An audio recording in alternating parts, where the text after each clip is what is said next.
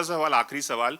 कंगना, अभी हाल ही में किच्चा सुदीप जो कन्नड़ के बहुत बड़े सुपरस्टार हैं, उन्होंने हिंदी फिल्म उन्होंने कमेंट किया था कि साउथ की फिल्में अब टेक ओवर कर रही हैं, बहुत चल रही हैं, और हिंदी एक नेशनल लैंग्वेज नहीं है, जिस पे अजय देवगन ने कमेंट किया था। बहुत बड़ी कंट्रोवर्सी हो गई उस पर, पॉलिटिकल मामला भी हो गया। इस पर आप क्या इस कंट्रोवर्सी को किस तरह से देखती हैं, और हिंदी और साउथ का जो एक झगड़ा निर्माण हो रहा है, एक विवाद हो गया, उसको किस तरह से देखती हैं आप?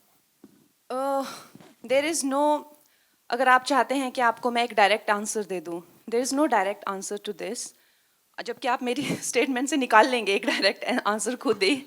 But if you can give me 2 minutes, then I can give you my thoughts on this subject. You know, तो हमारा जो भी हमारा सिस्टम है, सोसाइटी है, उसमें of course we are a country of lot of diversity और languages and cultures, you know, and हर एक का एक जन्म सिद्ध अधिकार है कि वो अपने, चाहे मैं पहाड़ी हूँ, मैं अपने कल्चर पे, अपनी लैंग्वेज पे गर्व महसूस करूँ। लेकिन हमारा जैसे देश है, to make it one unit, हमें कोई तो थ्रेड चाहिए ना, to run through it, right? अगर हमें कॉन्स्टिट्यूशन को कहा जाए, अगर हमें कॉन्स्टिट्यूशन का सम्मान करना है, तो जब इन लोगों ने बनाई तो हिंदी को राष्ट्रभाषा बनाया। अब जब आप कहते हैं कि मुझे as Tamil is actually older than Hindi, लेकिन उससे भी ओल्डर है संस्कृत। अगर आप मुझसे मेरा बयान पूछना चाहते हैं, तो I think the national language should be Sanskrit, क्योंकि कन्नड़ा से तमिल से लेके गुजराती से लेके हिंदी सब उसी के से आई हुई हैं। तो संस्कृत को ना लेके हिंदी को क्यों बनाया, उसका जवाब मेरे पास नहीं है, राइट? वो उस टाइम के लिए हुए डिसीजंस हैं। लेकिन जब खालिस्तान की मांग होती है, जो वो कहते हैं कि हम हिंदी को नहीं मानते हैं, तो जब युवाओं को भटकाया जाता है, it's not about that, they are denying the constitution. You understand that? तो जब आप कहते हैं कि मुझे तमिल, वो तमिल का भी मूवमेंट हुआ था, they wanted a separate nation, जब आप कहते हैं बंगाल रिपब्लिक की मांग करते हैं और कहते हैं कि I don't consider Hindi as a language, then you are not denying Hindi, what you are denying is Delhi being the centre of the government. Understand? So इस चीज के बहुत ज्यादा लेयर्स हैं। तो जब आप इस चीज पे बात करते हैं, तो आपको इन सब लेयर्स का अंदाजा होना चाहिए। तो जब आप हिंदी को डिनाई करते हैं, तो जो भी हमारा कॉन्स्टिट्यूशन है, दिल्ली की सरकार को आप डिनाई कर रहे हैं, राइट?